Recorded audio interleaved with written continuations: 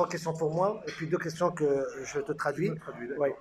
Alors, القضيه ديال لا كاليفيكاسيون دي جوار كما كتعرفوا في الانتدابات الجديده في الانتدابات كاين جوج المساطر مسطره ديال نقل البطاقه الدوليه ديال اللاعبين الاجانب لو بيي دو سورتي انترناسيونال اللي الحمد لله درنا في الوقت مسطره ما عندناش فيها مشكل الالتزامات الماليه ديالنا اديناها ما كاين حتى شي مشكل بقات لا كاليفيكاسيون بور لوبتونسيون دي ليسونس et c'est là où le comité de contrôle gestion rentre en jeu donc السيد امين المال السي فاضل عبد اللهوي والسي وسيل يونس النائب الامين المال والاخوان المكلفين بالاداره الماليه توصلوا برساله من طرف لجنه التدبير المالي اللي كيرأسها السيد طالبي ووضعنا الملف جاوبنا على جميع النقط الوارده وتوصلنا برساله كتخبرنا بان كاين مجموعه ديال الملاحظات التكميليه ودرنا رساله اضافيه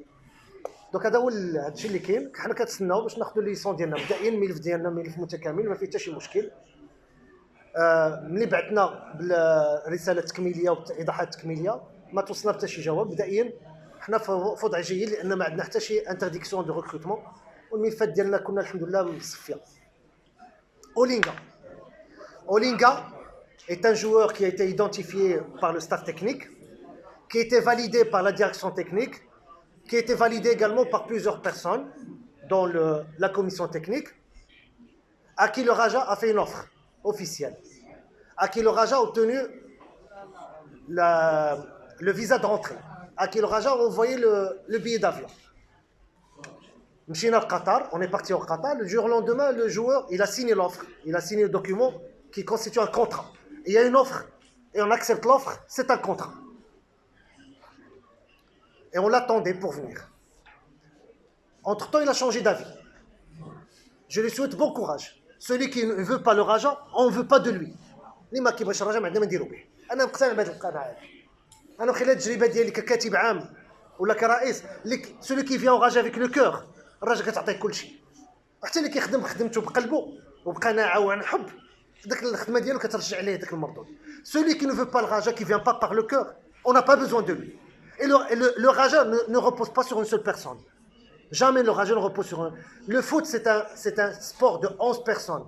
C'est un sport de 24 personnes. C'est un sport d'un staff de 50 personnes.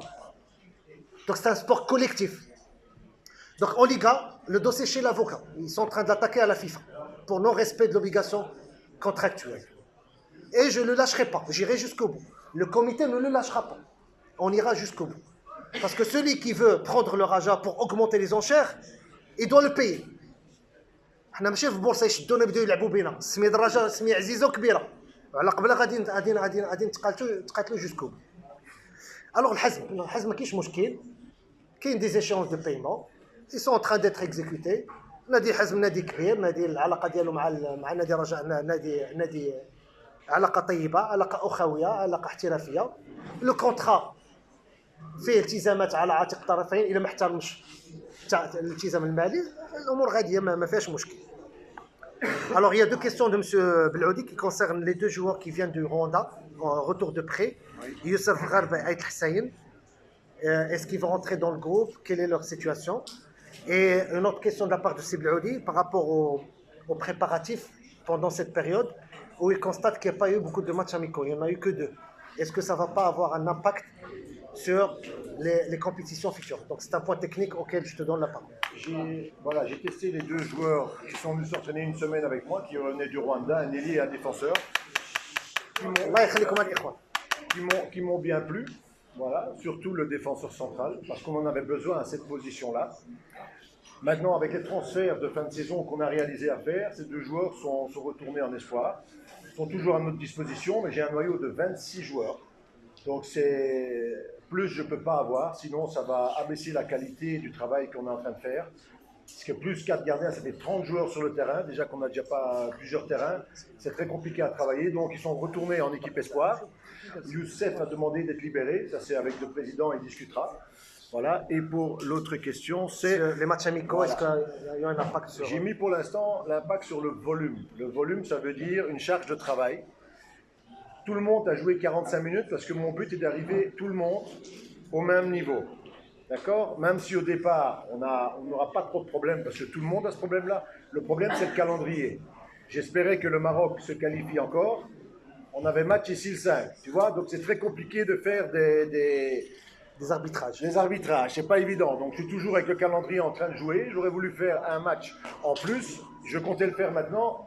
Malheureusement, j'avais prévu que le Maroc passait. Donc maintenant, on va faire un match entre nous aussi. Donc on fait aussi 2 fois 80 minutes entre nous. J'ai assez de joueurs pour les faire jouer. Mais le niveau physique a augmenté, certainement, de 35%. Avant, après 1 heure, 1h05, ils étaient essoufflés, ils n'en pouvaient plus. Là, je fais un entraînement d'1h45, tout le monde est frais. Tout le monde est bien. Voilà. Et ça, c'était le but que je m'étais fixé. Pourquoi on appelle ça une préparation? C'est fait pourquoi? C'est pour remplir le moteur d'essence, pour arriver au mois de mars, avril à des séances importantes. Et c'est là que ça va payer aussi. On sera plus frais.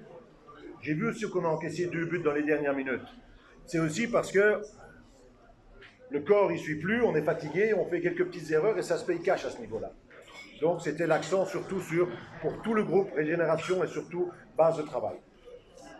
De rien. C'est ça le truc. تفضل يا سي سامي.